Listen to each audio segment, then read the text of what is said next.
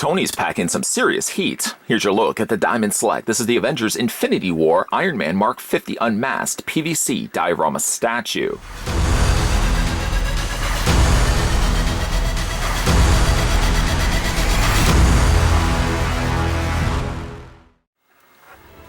As the Avengers and their allies have continued to protect the world from threats too large for any one hero to handle, a new danger has emerged from the cosmic shadows. Thanos, a despot of intergalactic infamy. His goal is to collect all 6 Infinity Stones, artifacts of unimaginable power, and use them to inflict his twisted will on all of reality. Everything the Avengers have fought for has led up to this moment. The fate of Earth and existence itself has never been more uncertain. This 9-inch scale PVC diorama of Iron Man is based on his appearance in Marvel's Avengers Infinity War and features collectible quality sculpting and paint. It was designed by Nelson X. Asensio and sculpted by Gentle Giants Studios.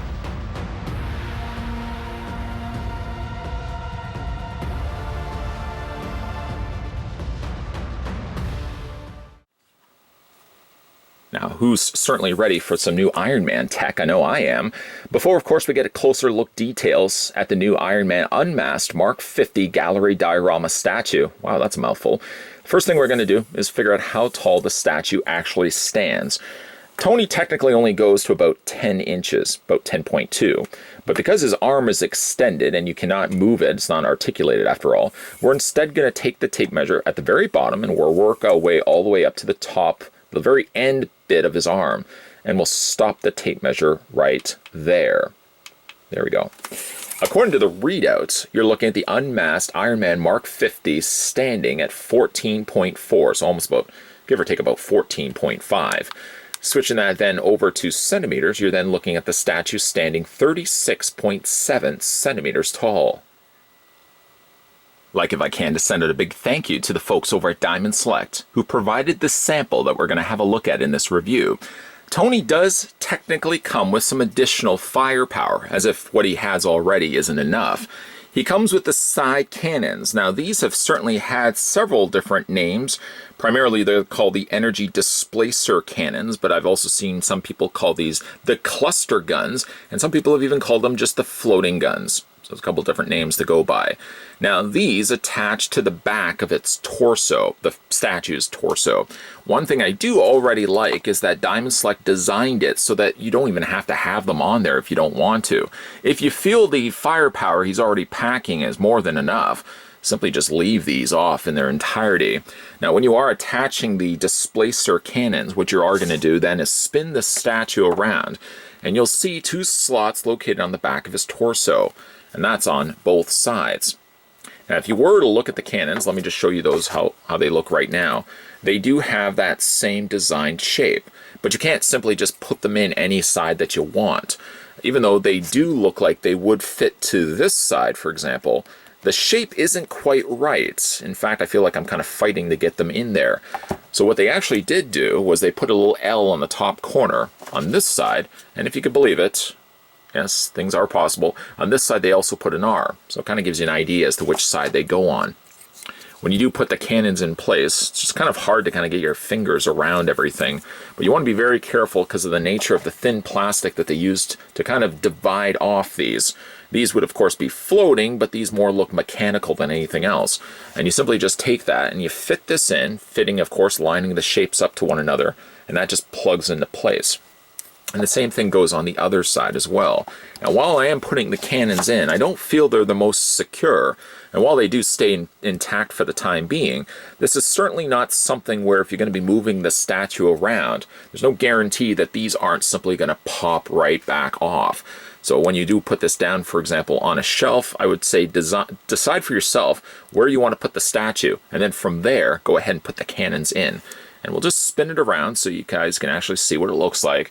It does give you a fully finished look for the Iron Man. Of course, this does add some additional much needed firepower, even though, again, like really when you technically look at it, I mean, he's got a lot already on his arms, but it is certainly a nice touch. And as I said, you can leave it off completely if you wanted to. Just for the time being, actually, I'm just going to show you quickly what they look like. They've added no additional paint to it, relying only on the silver on the interior of the cannons. And then you've got like more of a mechanized arm kind of extending these out. There's a few little creative changes that they made to the Mark 50 suit. Primarily, it's the fact that these are all mechanized, that these extend out, or you would imagine that these would kind of escalate out. Whereas these in the film would just be floating pieces. Again, they made a few little changes there. The other change, I think, as well, looking back on the original footage of when he used these, he never had this little kind of harness that he's got around his torso. It was simply just part of an extension of his suit. These just jetted out. So again, a couple of little changes that Diamond made.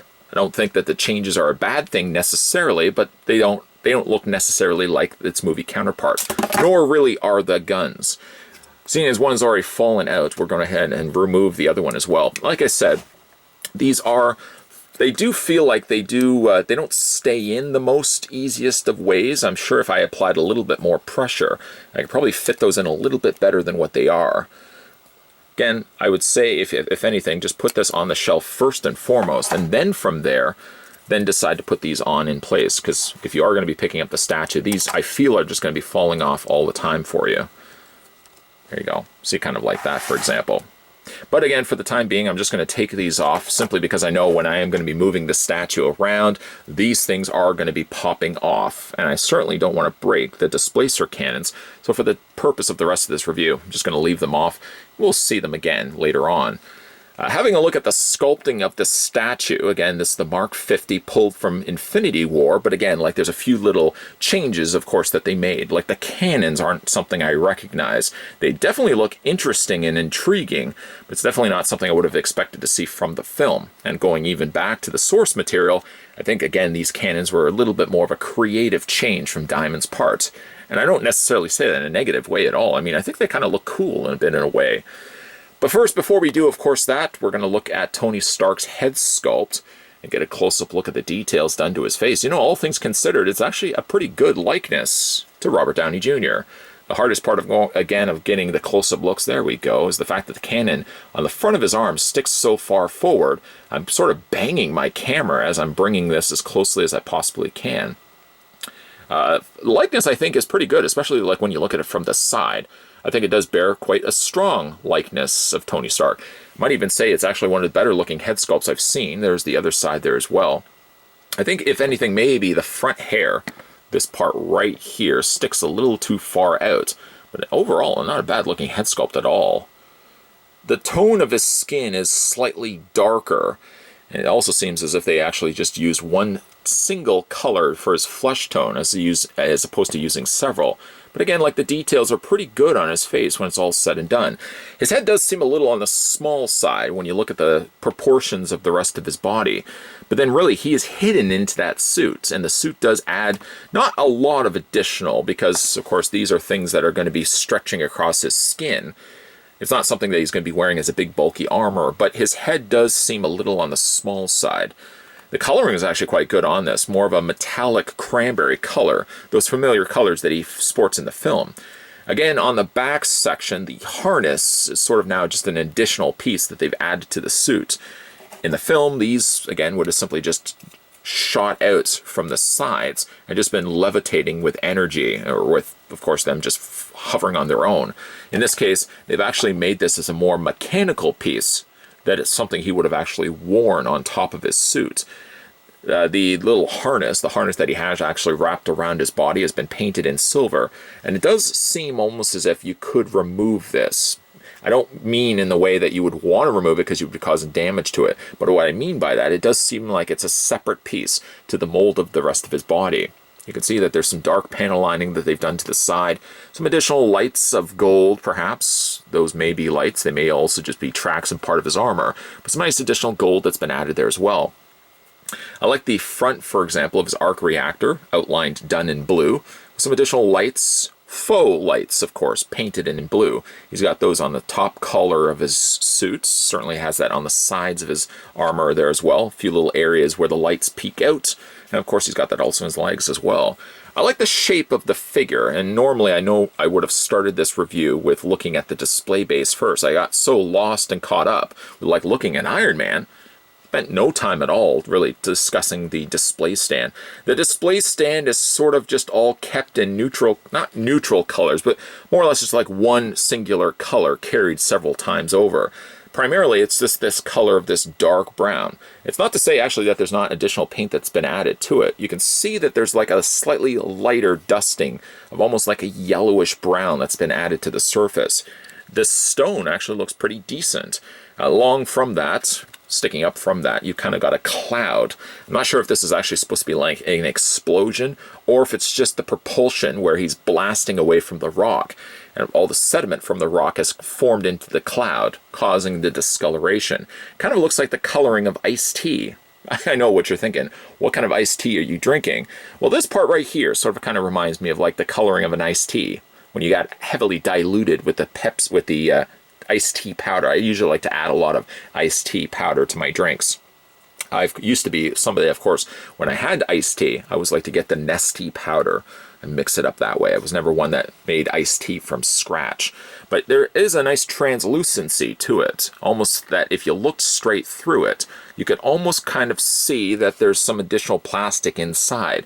Like it doesn't look like, if you even like look on the side here, it looks like there's something going on inside. Maybe there was like a little support that they use. They probably have a little area that holds the leg upright, and they've just encased it in this smoke plastic. I like the airbrushing of the darker color that they added to it as well. Very diluted iced tea. Going back to the figure though, the actual Iron Man, you can see he's levitating from the base, and again, all the help is being done from the side cloud of smoke that's holding the part of Tony completely upright. Now, looking at his arm cannons, these aren't quite something that you would have seen in the film. They kind of look a little bit more Atlantean, like I would expect to see something like this maybe in Aquaman. But actually in there, it looks like he's got himself a blade. The way it's been painted in gold, it almost comes across like Iron Man's got a blade, and then he's got energy that's spiraling around it. It could be simply just a light source, or unless he's got some sort of electrical rod where it's propelling out the energy blast on the end. One side is slightly more, well, considerably bulbous. It kind of looks a little bit more like a stretched out eyeball. It's been painted with some additional white that goes around that as well. Kind of really looks a lot like water, and that's maybe why I'm thinking it looks a little bit more Atlantean than anything else. Didn't mean to poke you in the eye there. And then the other one, this one's a little bit different as well. Going back to the idea that these kind of look almost more like blades than anything else. This one's a kind of interesting because it kind of looks more like a fire, a flame that's projecting out from it. More something like Doctor Strange would have projected himself. Again, you've got the additional white that's just been added to some of the tips. Not all the tips, but just some of the tips. And more so just that translucent blue plastic. I just recently had a look at the Godzilla from the 1991 film Godzilla vs. King Ghidorah. And actually the water effect that Diamond used for the base basically around Godzilla is very much the same sort of blue plastic that they've used for the individual cannons here for Tony Stark. Again, like this one is an unmasked portrait. I'm not certain if there was a masked version of this, but I gotta imagine if for them to state on the packaging that this particular piece is unmasked leads me to believe that there is a masked version of the Mark 50 kicking around. Whether it shares this similar design or not, I'm not quite certain either. But it's really definitely a very interesting looking Iron Man. He's definitely got a lot more firepower, perhaps, than he actually had in the film. These look more like practical weapons, things that practically come out from his suit, as opposed to in the film, he would have, of course, created these with his little nanos, for example. So I really like the fact that these go a little bit more mechanical than they do appear in the film. It's a little bit different, of course, than what you would see in the film itself. But it's kind of interesting that Diamond went down this route when they decided to design a gallery statue on the Iron Man Mark 50. The movie and the Mark suit purists out there may be a bit disappointed with the way Diamond handled their Iron Man Mark 50 unmasked gallery statue. Primarily because of the way he has his weapons, they don't quite align or look the same as they appear in the film. The cannons, for example, on his arms are much bigger. They almost seem as if they could be something he would be able to remove. They come across almost like more blades than anything else, and yet they're firing out energy. And then, of course, he has the energy displacer cannons located on his back. In this case, they look more like they accordion back up when he's finished with them, as to be one giant backpack on his back. judging also by the way that he has that harness that he doesn't have in the film, kind of believes, for me at least, that Diamond went the route of more creating a practical, more mechanical looking armor than what he does actually in the film. In the film, when he does deploy the energy displacers, they just come out of nowhere. They form out from the sides of his body, and then they conveniently disappear when he's done using them. By the way, if you do go back and watch that scene, I'm going to draw your attention to one thing. He removes his sunglasses and he puts them into his hand, and yet the glasses disappear right after that. I'll have you guys go back and look at that scene again. But it's definitely more creative choices that Diamond decided to go with here for their Iron Man release. Is it accurate to the way he appears in the film? Not necessarily, no, but it's definitely very interesting to say the least. The head sculpt is really good on this one as well. I feel, if anything, it resembles a better looking Tony Stark than we've seen with some of the standalone figures that they've released as well. I really like how this one turned out. It's colorful, it's got the bright, still the movie accurate colors, with the bright burgundy red, more cranberry red with gold and silver accents. Does it look like his movie counterpart? No. Is it still a cool looking statue? I still feel yes. What do you guys think of the Iron Man Mark 50 Unmasked Gallery statue? Let me know down below in the comments section. Again, a big thank you to the folks over at Diamond Select who made this review possible and sent this my way. If you guys are new to this channel, consider the idea of hitting that subscribe button down below. Consider the idea of hitting that bell notification, and consider the idea of keeping your peepers peeled, because there's definitely going to be a lot more videos coming your way. As always, guys, thanks for watching, and I'll see you guys next time.